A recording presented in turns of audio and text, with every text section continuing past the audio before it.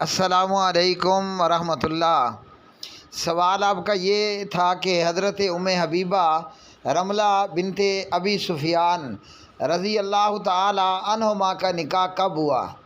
میرا جواب تھا کہ حضرت ابو سفیان صخر بن حرب رضی اللہ تعالی عنہ کے اسلام قبول کر لینے سے پہلے ہوا تھا۔ آپ نے صحیح مسلم میں سے حدیث بھیجی کہ جس میں ہے کہ ابو سفیان نے نبی پاک علیہ السلام کو پیشکش کر دی کہ میں آپ کے نکاح میں اپنی بیٹی حبیبہ کو دیتا ہوں۔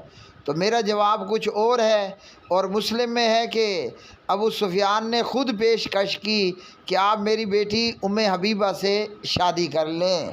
تو میرے جواب میں اور آپ کی سینڈ کردہ حدیث کے اندر ہے میرے جواب کے بالکل ہی خلاف صحیح مسلم کتاب فضائل صحابہ ہے، اور اس میں ہے فضائل ابو سفیان صخر بن حرب رضی اللہ عنہ کے فضائل میں مسلم کی یہ حدیث ہے۔ تو میں نے جواب کوئی اور کر دیا، حدیث میرے جواب کے خلاف ہے۔ حدیث اپنی جگہ پر صحیح ہے، لیکن اس حدیث کے اندر جو راوی ہیں اکرمہ، یہ ان کا وہم ہے۔ ہاں جی، اکرمہ بن عمار کا یہ وہم ہے۔ کون سی بات میں وہم ہے؟ یہ جو کہا کہ ابو سفیان نے کہا میں اپنی بیٹی آپ کے نکاح میں دے دیتا ہوں، جو حدیث آپ نے سینڈ کی ہے نا، اس حدیث کے اوپر پروفیسر محمد یحییٰ سلطان محمود جلال پوری صحیح مسلم دارالسلام میں لکھتے ہیں، اور یہ صحیح مسلم میں دارالسلام کے اندر اس کی جلد بنتی ہے، جلد نمبر 4۔ اچھا جی، یہ کہ ابو سفیان کی طرف سے حبیبہ کی پیشکش اس حدیث کے راوی اکرمہ بن عمار کا وہم ہے، کیونکہ رسول اللہ صلی اللہ علیہ وسلم کے ساتھ سیدہ حبیبہ کی شادی ابو سفیان کے ایمان لانے سے پہلے ہو چکی تھی۔ آپ صلی اللہ علیہ وسلم کے ساتھ حبیبہ کا نکاح ہوا جب حبیبہ حبشہ میں تھی، اور یہ نکاح نجاشی نے پڑھایا تھا، اور حبشہ سے نکاح کے بعد دلہن سیدھا مدینہ پاک آ گئی۔ ٹھیک ہے جی۔ اچھا، آگے مزید لکھتے ہیں کہ ابو سفیان جب معاہدہ حبیبیہ کی تجدید کے لیے مدینے آئے تو اپنی بیٹی حبیبہ کے گھر بھی گئے، تو حبیبہ نے اپنے والد ابو سفیان کو نبی پاک علیہ الصلوۃ والسلام کے بستر پر بیٹھنے سے منع کر دیا۔ ٹھیک ہے جی۔ اب امام بخاری رحمۃ اللہ علیہ نے یہ اکرمہ بن عمار چونکہ وہم میں مبتلا ہو چکا تھا، ان سے کوئی حدیث نہیں لی، تو اعتراض آئے گا کہ امام مسلم نے حدیث کیوں لی؟ اس لیے کہ امام یحییٰ بن معین رحمہ اللہ نے اکرمہ کو ثقہ کہا، تو اس بنا پر امام مسلم نے ان سے حدیث لے لی۔ یہاں بھی اس حدیث کے اندر اکرمہ کا وہم ہے کہ ابو سفیان نے اپنی بیٹی حبیبہ کے نکاح کی پیشکش کی۔ ہاں جی، کیوں؟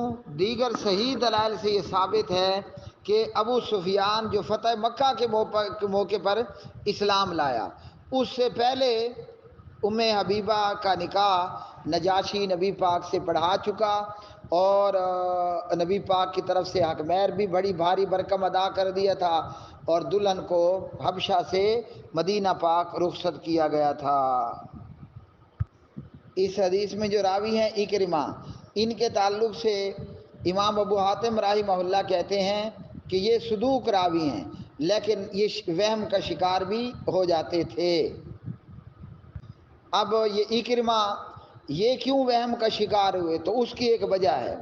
وہ وجہ یہ ہے کہ حضرت حبیبہ نے خود نبی پاک علیہ السلام کو پیشکش کی کہ آپ نا میری بہن سے بھی شادی کر لو، مجھ سے تو شادی کی ہے، میری بہن سے بھی شادی کر لو۔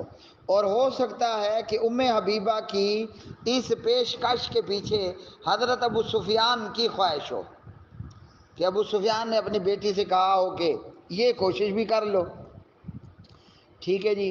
تو پیارے نبی علیہ السلام نے حبیبہ کی پیشکش کو ٹھکرا دیا، اور وجہ کیا تھی؟ وَأَن تَجْمَعُوا بَيْنَ الْأُخْتَيْنِ، سورۃ النساء نے ایک وقت میں دو بہنوں کو نکاح میں رکھنے سے منع کر دیا۔ تو حبیبہ پہلے ہی بیوی ہیں، اور حبیبہ کی بہن سے بھی شادی کر لیں، تو بیک وقت دو بہنوں کو، جو چاہے دو سگی بہنیں ہوں یا دو دودھ شریک بہنیں ہوں، ایک آدمی کا انہیں اپنے نکاح میں رکھنا حرام ہے۔